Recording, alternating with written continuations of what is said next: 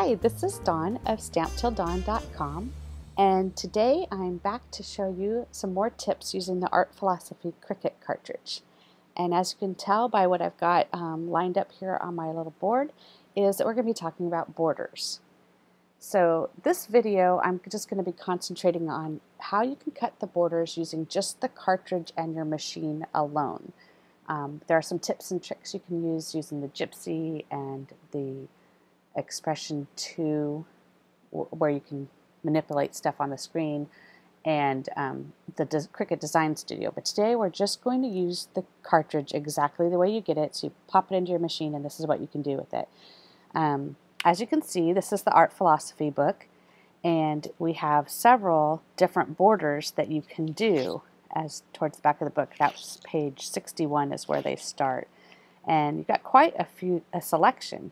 So a lot of people have been asking me questions and getting kind of confused about how they can use the borders, so I thought I'd just show you a few little tips. The first thing you want to know is that when the Cricut cuts the border, the size you tell it, it's going to be measuring from here to here. So if I tell it I want a 1/2 inch border, it's going to be a 1/2 inch from right to left, and then it's going to be proportionate on the length. So to give you an example, here is the little zigzag one, and I cut this at a 1/2 inch, and so it's a 1/2 inch by 3 inches. If I tell it to cut it at 1 inch, it's going to be twice as high, so it'll be 1 inch high, and twice as long, so it'll be 6 inches long. And so that's how it works when you're using just the Cricut. You can't unlock the image and tell it you want it twice as long but the same height. So that's made a few people confused as to how they could use it on their projects. Here's some examples of a few that I've cut at 1 inch. And then just to show you, it depends on the pattern. These are all pretty much the same length, but this one here is also cut at 1 inch, and it happens to be quite a bit shorter. This one I cut at 1.5 inches, and these I believe were both cut at 1 3/4 inches. And so you can tell if you line them up, if I line this up on the 8 inch, the very tip of the image, the widest part, is at 1 3/4 inches. And these, I believe I also cut these at 1 inch. Okay, so now that you know how it's going to cut, let's talk about some ways that you can actually use this, because of course scrapbookers want a 12-inch border. And to get a 12-inch border, we'd have to use a different size mat and paper and kind of pull a few tricks on it. So I thought I'd show you some other ways of doing it. I've got a layout here, and yes, my paper's 12 inches, but really I don't need a 12-inch border. So I can take two of, I had another one sitting here, but now that I'm on camera, I'm not finding it. But I could take two and I could put one on either side. And that would still look like a 12-inch border, but it wouldn't really be 12 inches. So there's lots of times you can do that. Here's another layout that if I wanted to put like a little border here, I could take one of these longer ones.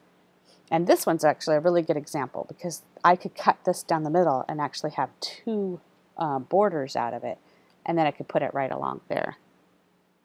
But say you really do need 12-inch border.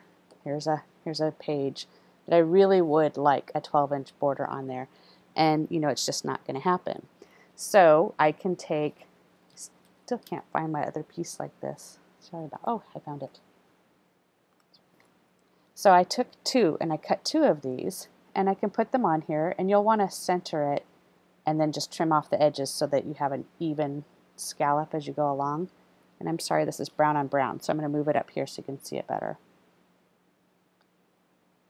So I can do it like this, and now of course I have that little spot right there. But if I take a mat, and this one's probably not the right size for this, but you can get the idea, and just put my mat for my photo over it, that seam is now hidden, and nobody would ever know that it wasn't a 12-inch border. So there's a couple. So you can trick it like that. You can also put it to the end. Let's see, let's try this one. I'm going to pull down another page to see if I can do it without hitting the camera. It'll show up better on here because of the brown. So I have got this border on here, and you know, depending on the elements that you have, you could take and put some leaves or something on there to hide that it didn't go all the way to the edge.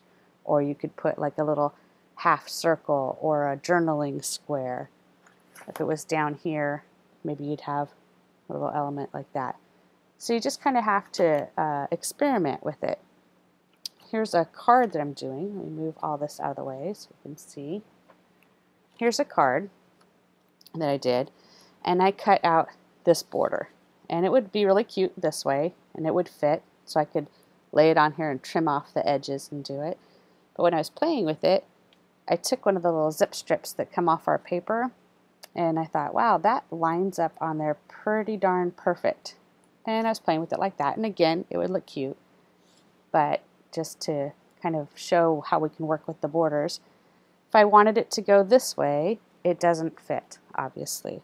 So I could lay it all on there and then just take an element and stick it on there, and nobody would know that border didn't go all the way to the edge. So there are some tips for using the borders exactly how they come off of the Cricut, and I will be back to share another video with you to show you some ways you can manipulate how you cut them to have more alternatives. I hope you've enjoyed my tips and that you'll get friendly with your borders on your Art Philosophy cartridge.